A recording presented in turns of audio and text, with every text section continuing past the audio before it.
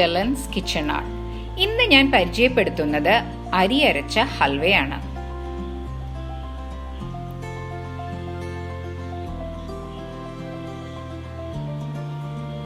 ഒരു കപ്പ് പച്ചരി നന്നായി കഴുകിയെടുത്തിട്ടുണ്ട്. അതിലേക്ക് മുങ്ങുന്നത്രയും വെള്ളം ഒഴിച്ച് 3 മണിക്കൂർ കുതിരാൻ വെക്കാം. ഇപ്പം 3 മണിക്കൂർ കഴിഞ്ഞു, നന്നായി കുതിർന്ന് ഊറ്റി വെച്ചിട്ടുണ്ട്. ഇനി നമുക്ക് ആ 1 കപ്പ് പച്ചരി മിക്സിയുടെ ജാറിലേക്ക് ഇടാം. ആ സെയിം കപ്പ് തന്നെ 1 കപ്പ് തേങ്ങ ചേർക്കാം.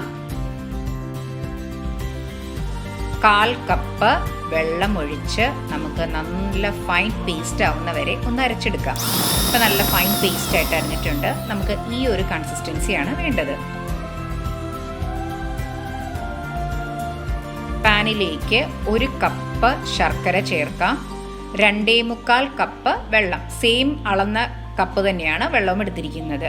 ഇനി ഗ്യാസ് ഓൺ ചെയ്യരുത്. ഈ ശർക്കര നമുക്ക് നന്നായിട്ട് വെള്ളമായിട്ട് അലിയിച്ച് ചേർക്കണം. നല്ലതായിട്ട് ശർക്കര എല്ലാം അലിയിച്ച് ചേർത്തിട്ട് നമുക്കിതൊന്ന് അരിച്ചെടുക്കാം. ഇപ്പം അരിച്ചെടുത്തിട്ടുണ്ട്.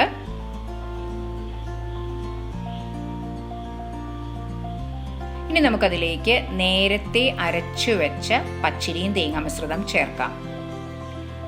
നന്നായിട്ട് ഒന്ന് മിക്സ് ചെയ്യാം.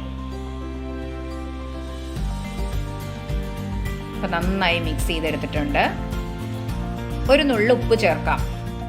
ഇനി നമുക്ക് ഗ്യാസ് ഓൺ ചെയ്ത് ലോ ഫ്ലെയിമിലേക്കാക്കാം. എന്നിട്ട് നന്നായിട്ട് ഒന്ന് ഇളക്കിയെടുക്കാം. നമ്മൾ കൈവിടാതെ ഇളക്കിക്കൊണ്ടിരിക്കണം, അടി പിടിക്കും അല്ലെങ്കിൽ പെട്ടെന്ന് തന്നെ.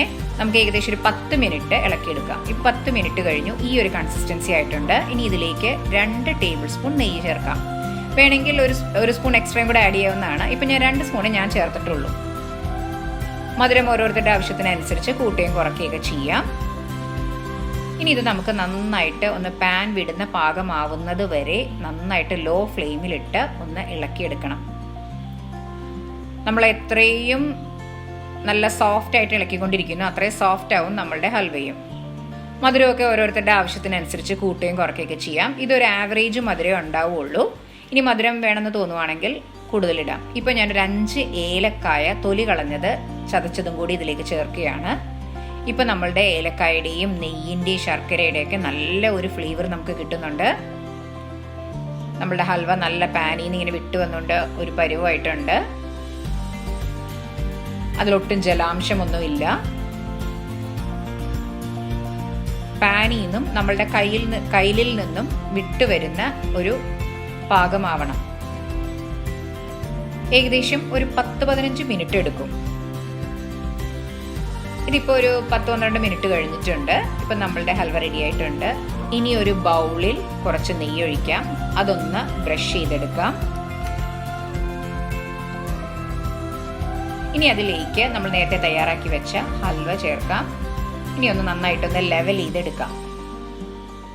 ചൂടോടുകൂടിയാണ് ഇട്ടിരിക്കുന്നത്. ഇനി നന്നായിട്ട് ഇപ്പോൾ ലെവൽ ചെയ്തെടുത്തിട്ടുണ്ട്. ഇനി ഇതൊന്ന് തണുപ്പിക്കാൻ വെക്കാം. നമുക്ക് ഇതൊന്ന് സെറ്റായി കഴിഞ്ഞാലേ നമുക്ക് മുറിക്കാൻ പറ്റുള്ളൂ. ഇപ്പം നമ്മുടെ ഹൽവ നല്ല സെറ്റായി വന്നിട്ടുണ്ട്. ഇനി നമുക്കത് ഓരോ പീസായിട്ട് മുറിച്ചെടുക്കാം.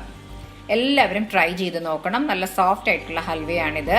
നിങ്ങൾക്ക് ഇഷ്ടപ്പെട്ടെങ്കിൽ ലൈക്ക് ചെയ്യാനും ഷെയർ ചെയ്യാനും സബ്സ്ക്രൈബ് ചെയ്യാനും സപ്പോർട്ട് ചെയ്യാനും മറക്കരുത്. തൊട്ടടുത്തുള്ള ബെൽ ഐക്കൺ പ്രസ് ചെയ്താലേ ഇനി ഞാൻ അടുത്തിടുന്ന വീഡിയോയുടെ നോട്ടിഫിക്കേഷൻ കിട്ടുകയുള്ളൂ. Thanks for watching my channel.